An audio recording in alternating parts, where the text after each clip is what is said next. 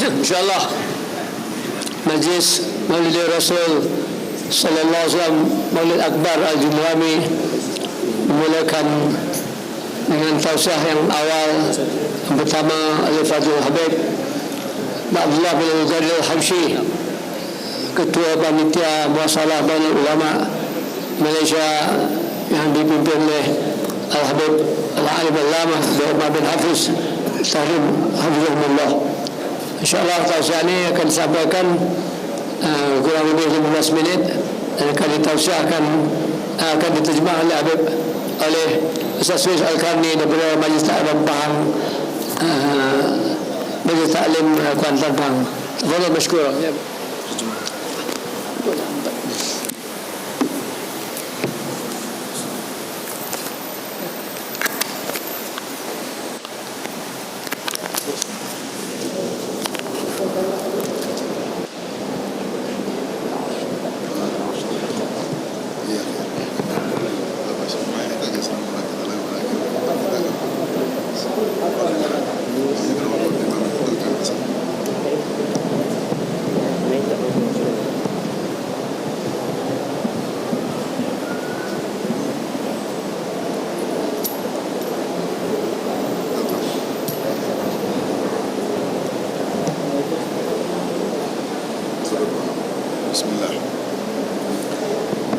Assalamualaikum warahmatullahi taala wabarakatuh.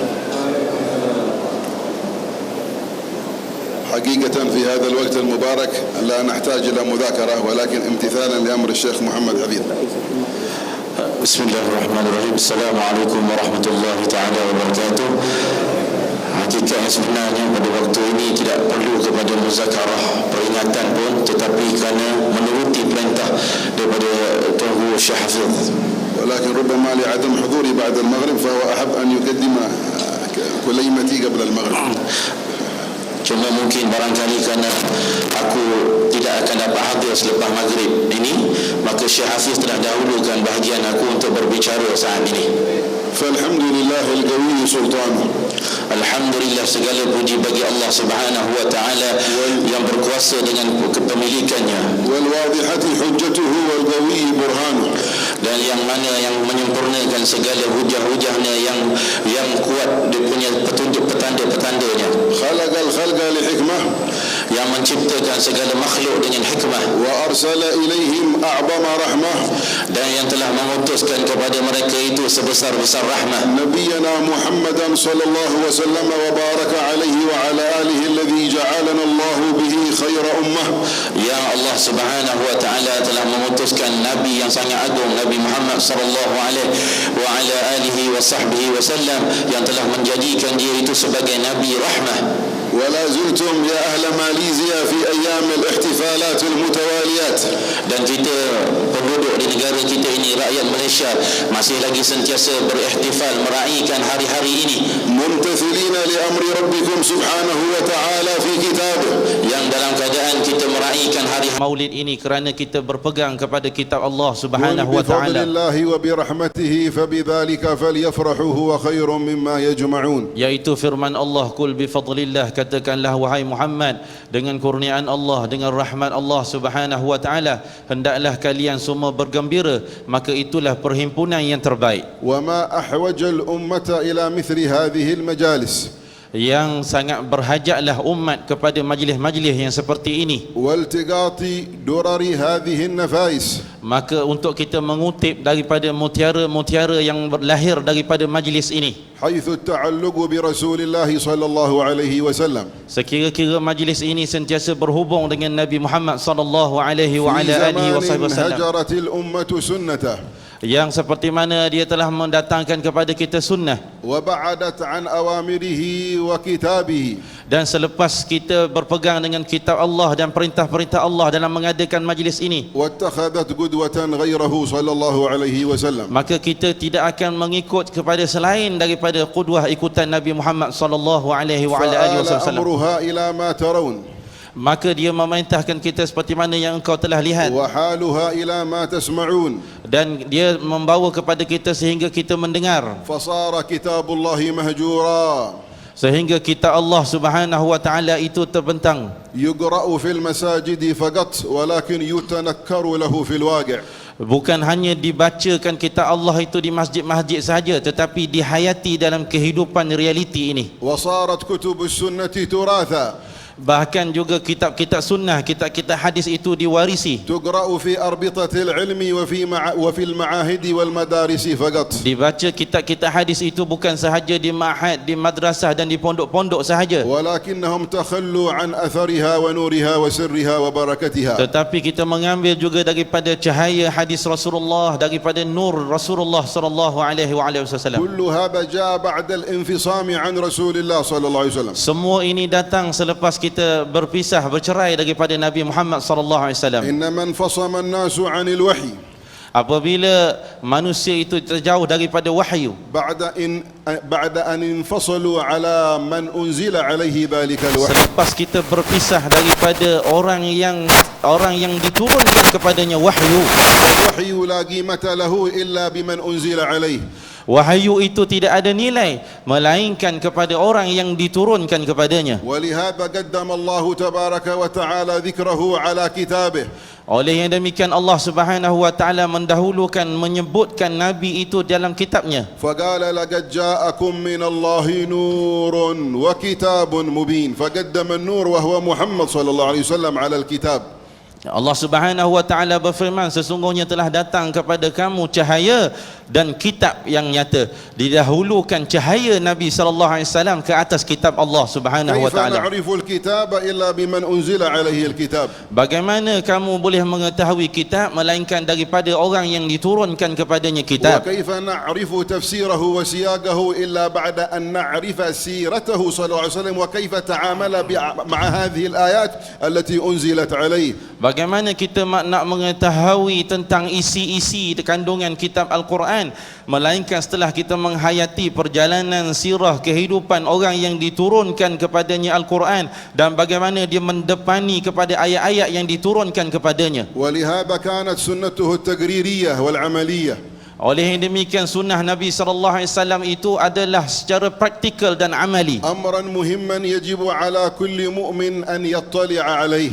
iaitu satu perkara yang penting untuk kita menelitinya, وأن يقرأه untuk pertama kita membacanya ويتمعن كيف فعل وكيف عمل صلى الله عليه وسلم مع المواقف المختلفة التي طرأت عليه في حياته. dan kita menghayati bagaimana cara Nabi sallallahu alaihi wasallam berhadapan dengan situasi-situasi yang berlaku dalam hidup Nabi Muhammad sallallahu alaihi wasallam, وحتى يصل الإنسان إلى هذه المرحلة sehingga manusia apabila dia sampai kepada peringkat ini, لا بد له من مقدمة قبل ذلك، yang dia tidak boleh tidak untuk dia pergi kepada pendahuluan sebelumnya, وهي الارتباط بالنبي على وجه الإجلال والتعظيم والاحترام والمحبة. iaitu sebelumnya adalah untuk kita menghubungkan ke diri kita dengan Nabi Muhammad SAW dalam bentuk ijlal, pengagungan dan penta'ziman kepada Nabi Muhammad SAW. لن تقرأ في سيرة شخص حتى تحبه. Kamu tidak akan pernah membaca dalam sirah perjalanan seseorang yang kamu cintai, ولن تتأمل في أقواله وأفعاله وسائر أحواله إلا بعد أن تعظمه وتجله. kamu tidak akan dapat menghayati sirah seseorang yang kamu kasih, sirah orang yang kamu cintai, melainkan apabila kamu cintai benar-benar orang itu sehingga kamu berhubung benar-benar dengan orang itu. هل رأيتم أحدا يتبع أحدا وهو يحقره ويصغره؟ Adakah kamu melihat ada satu orang dia mengikut kepada seseorang, dalam masa yang sama dia mengecilkan orang itu, dia merendahkan orang yang dia mahu ikut itu? وهل رأيتم أحدا يمتثل أمر أحد وهو يجفوه ويهجره؟ Adakah kamu pernah melihat ada seorang dia ingin mencontohi seseorang yang lain dalam keadaan orang itu dia tidak suka, dia tidak senang dengan orang لا tersebut? والله اتباع إلا بعد المحبة. Demi Allah tidak akan pernah berlaku yang demikian, kerana ittiba' mengikuti kepada seseorang itu sudah pasti datang setelah datangnya kasih dan cinta kepada orang فالمحبة tersebut. هي الأساس والأصل للاتباع. Dan inilah asal, inilah dasar yang sebenar, bukan hanya semata-mata mengikuti. وإنما الاتباع ثمرة ونتيجة عن المحبة. Sesungguhnya ittiba', mengikuti kepada jejak langkah Nabi SAW itu akan hadir hanya selepas datangnya kasih kepada Rasulullah. ولهذا يقول الله تبارك وتعالى في سورة الفتح. Oleh yang demikian Allah Subhanahu wa taala berfirman dalam surah Al-Fath, إنا أرسلناك شاهدا ومبشرا ونذيرا شاهدا ومبشرا ونذيرا. sesungguhnya kami telah mengutuskan engkau wahai Muhammad sebagai saksi, sebagai pemberi khabar gembira dan pemberi ancaman. هداية وبشارة ونذارة. هداية وبشارة ونذارة. Ada di situ hidayah dan ada di situ khabar-khabar gembira dan ada di situ peringatan-peringatan. ما الحكمة من الإرسال بالهداية والبشارة والنذارة يا الله؟ Apakah hikmah di sebalik pengutusan Nabi itu sebagai penunjuk kepada hidayah, kepada bisyarah, khabar gembira dan kepada peringatan? قال لتؤمنوا بالله Yaitu yang pertama, supaya kamu mengimani dengannya ورسوله. dan kamu beriman dengan Rasulnya. فأعلى مراتب الحكمة من الإرسال والبشارة والإنذار هو الإيمان بالله وبرسوله. Dan sebesar-besar hikmah yang diambil daripada pengutusan Allah adalah untuk kita beriman dengan Allah dan Rasul. انظر ما هي المرتبة الثانية التي تلي الإيمان. Cuba kita tengok apakah kedudukan yang kedua yang datang selepas beriman dengan Nabi SAW. لتؤمنوا بالله ورسوله قال وتعزروه تعظموه. Yaitu setelah kamu mengimani dengan Allah dan Rasul, lalu Allah Subhanahu wa taala menyatakan rutbah yang kedua adalah hendaklah kamu mengagungkannya, membesarkan Nabi Muhammad. وتوقروه تحترموه. Yaitu kamu kena sentiasa menghormatinya. وتسبحوه بكرة وأصيلا أي الحق سبحانه وتعالى فتذكروه. Dan kamu hendaklah sentiasa bertasbih kepada Allah Subhanahu wa taala, yaitu sentiasa mengingati Allah. فلهذا أيما مؤمن يقول أنا مؤمن بالله ورسوله وهو لا يعظم رسول الله فإيمانه فيه خلل.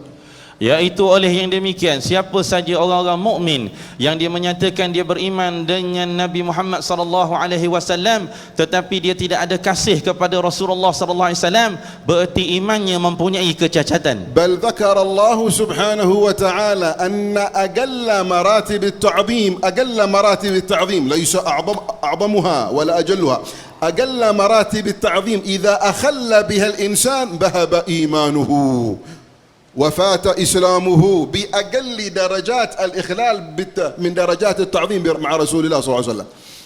Bahkan serendah-rendah kedudukan ta'zim kepada Nabi sallallahu alaihi wa ala alihi wa sahbihi wasallam.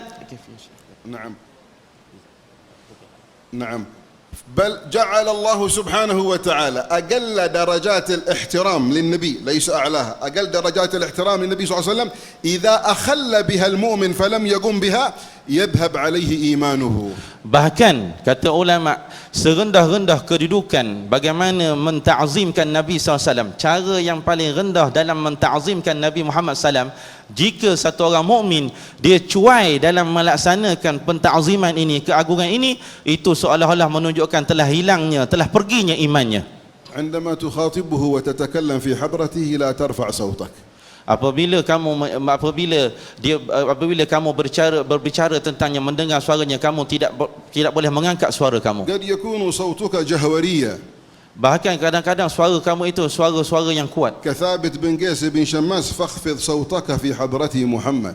Maka dikatakan rendahkan suara kamu ketika kamu berhadapan dengan Nabi Muhammad sallallahu alaihi فإن wasallam. رفعت صوتك في حضرته ذهب إيمانك وإسلامك. Kerana apabila kamu mula mengangkat sedikit suara kamu ke atas suara Nabi SAW, itu menunjukkan iman kamu telah pergi daripada diri يا kamu. أيها الذين آمنوا لا ترفعوا أصواتكم فوق صوت النبي. Wahai orang-orang yang beriman, jangan kamu pernah mengangkat suara kamu ke atas Nabi Muhammad. ولا تجهروا له بالقول كجهر بعضكم لبعض. يا رب لماذا قال أن تحبط أعمالكم قال المفسرون إيمانكم أن تحبط أعمالكم وأنتم لا تشعرون. Jangan kamu meninggikan suara kamu ketika kamu berhadapan dengan Nabi Muhammad SAW, yang demikian akan menyebabkan amalan-amalan kamu semua akan dihapuskan oleh Allah. فجعل الله تبارك وتعالى خفض الصوت من صميم التقوى.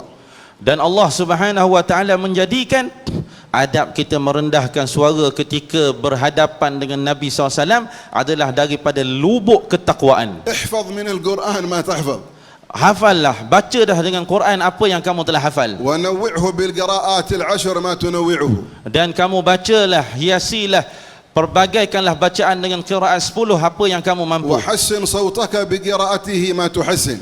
Maka percantikkanlah suara kamu apa yang mampu untuk kamu indahkan. والله إذا خلا قلبك عن تعظيم رسول الله فهذا كله هباء. Tapi demi Allah, walau begitu keadaan kalian, tetapi dalam hati kalian tidak ada kasih dan cinta kepada Rasulullah, itu semua seperti debu-debu yang berterbangan. حتى وجد من الأمة Sehingga perkara itu didapati dari من umat ini, إذا ذكر سيدنا رسول الله صلى الله عليه وسلم yaitu apabila disebutkan Nabi Muhammad SAW, يستثقل أن يذكر قبله لفظ السيادة فيقول لا تقولوا سيدنا قولوا محمد، قال محمد، فعل محمد، قام محمد، جلس محمد. وصلت به الحقارة والدناءة والسقوط إلى هذه المنزلة والمستوى. bahkan apabila berlaku di kalangan umat ini, apabila saat nama Nabi SAW disebutkan, dia merasa begitu susah, begitu malas, enggan untuk menyebutkan siyadah Sayyidina Muhammad. Yang hanya sebutkan Muhammad sahaja. Bila disebutkan nama Nabi SAW, hanya disebutkan Muhammad saja. Merasa sangat berat hatta untuk menyebutkan Sayyidina Muhammad. وعجبا له إذا ذكر شيخه أو أستاذه أو مديره في العمل. Bahkan yang lebih menakjubkan lagi, apabila disebutkan nama syekhnya, nama mudirnya, nama ketua pejabatnya, لا يستجرئ أن يذكره باسمه بل يقول حضرة المدير، جلالة الأستاذ، عظمة وفخامة كذا وجلالة كذا، ولا يعظمه ويبجله. ولكن إذا جاء في حضرة سيدنا رسول الله قال محمد، فعل محمد. Subhanallah. Jadi dia tidak akan tergamak nak sebutkan nama mudir dia dengan nama mudirnya. Dia tak tergamak menyebut nama syekhnya hanya dengan nama syekhnya, tetapi dia akan datangkan panggilan puji-pujian sebagai tambahan kepada nama gurunya. Tetapi apabila berbicara tentang nama Nabi Muhammad, dia kata sebut Muhammad saja, jangan sebutkan Sayyidina Muhammad. Wal ajib anna hadha al-amr bismi al-kitab was sunnah. Tetapi yang lebih menghairankan lagi, semua apa yang dibuat ini beratasnamakan kitab dan juga sunnah. Bismil ittiba' bil kitab was sunnah yuhaddar sahibul kitab was sunnah. Iaitu dia menggunakan nama kitab dan sunnah, dan dia cuba menakutkan, mentahzirkan ke atas Tuhan punya kitab dan sunnah. Mada qala Rabbuna subhanahu wa ta'ala? Apakah yang Allah subhanahu wa ta'ala beritahu? Innal ladhina yaghudduna aswatahum 'inda rasulillah ulaika alladhina imtahana Allahu qulubahum littaqwa. Imtihan littaqwa. Aina at-taqwa fi ta'zim rasulillah. أولئك الذين امتحن الله قلوبهم للتقوى لهم مغفرة وأجر عظيم. العظيم يقول لهم أجر عظيم. Apa yang Allah Subhanahu wa taala beritahu kepada kita, sesungguhnya orang-orang yang merendahkan suaranya di hadapan Allah Subhanahu, di hadapan Nabi Muhammad sallallahu alaihi wa ala alihi wasallam, orang-orang inilah orang yang telah diuji oleh Allah Subhanahu wa taala dengan ketakwaan. Kata Al-Habib, diuji, dilihat siapakah yang benar-benar dikatakan sebagai orang yang bertakwa, iaitu orang yang menta'zim dan mengagungkan Nabi Muhammad sallallahu alaihi wasallam. فلا تتعجبون ممن ينكر على مجالسكم هذه. لا تتعجبون. Maka kamu jangan merasa pelik jika ada orang mengingkarkan majlis yang sedang kita duduk ini. ولا تستغربون. Jangan kamu merasa aneh. لأنه ما أنكر حينما أنكر إلا وقد ذهب عقله بنص القرآن. الله وصفه بعدم العقل.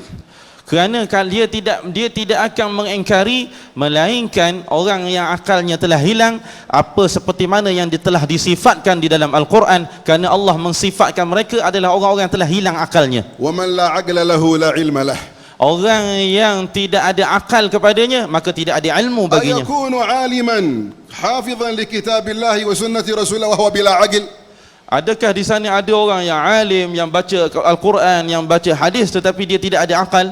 قال الله تبارك وتعالى في حال هؤلاء المستنقصين لرسول الله. Allah Subhanahu wa taala berfirman kepada orang-orang yang sentiasa mengecilkan Nabi Muhammad SAW. إن الذين ينادونك من وراء الحجرات يا محمد يا محمد. ما في يا رسول الله، ما في يا نبي الله، ما في يا سيدي، ما في يا حبيبي، ما في يا نبي. يا محمد يا محمد اخرج لنا. إن الذين ينادونك من وراء الحجرات أكثرهم لا يعقلون ما عندهم عقل أصلا فكيف يكون عندهم علم Allah Subhanahu wa taala mensifatkan mereka ini sesungguhnya orang-orang yang memanggil Nabi sallallahu alaihi wasallam daripada belakang bilik dengan menyatakan bahawa wahai Muhammad tidak ada ungkapan ihtiram kepada Nabi sallam, lalu Allah SWT menyatakan bahawa ini adalah orang-orang yang tidak berakal.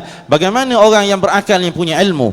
فالله ينور قلوبنا وقلوبكم Mudah-mudahan Allah menghiasi hati kita dengan cahaya. ويربط قلوبنا وقلوبكم بالنبي محمد صلى الله عليه وسلم Mudah-mudahan Allah Ta'ala ikatkan hati kita dan hati kalian semua dengan nur Nabi Muhammad SAW. ويملأها بمحبته وتوقيره واحترامه وتعظيمه وإجلاله Dan Allah memenuhkan hati kita semua dengan kasih kepada Nabi, ihtiram, ta'zim kepada Nabi. واسأله سبحانه وتعالى كما لم يخلفنا عن مجالسه هنا أن لا يخلفنا في مرافقته معه في أعلى فراديس الجنان يوم يفر المرء من أخيه وأمه وأبيه وصاحبته وبنيه لكل امرئ منهم يومئذ شأن يغنيه. Kita memohon kepada Allah sebagaimana Allah Ta'ala tidak memberatkan, memudahkan untuk kita duduk dalam majlis ini, maka Allah juga mudah-mudahan memudahkan untuk kita bersama dengan Nabi Muhammad SAW, dengan murafaqah Nabi Muhammad SAW. وجزاه الله خير الشيخ محمد حفيظ الجندرام Mudah-mudahan Allah Ta'ala membalasi kebaikan kepada Tuan Guru Syekh Hafiz على إقامته هذا الاحتفال السنوي العظيم dengan apabila dia menjadi sebab berdirinya majlis ihtifal sambutan maulid والاحتفاء ini, بجناب النبي محمد صلى الله عليه وسلم yang kata kita meraihkan kepada sisi zat Nabi Muhammad وجمع SAW هؤلاء الناس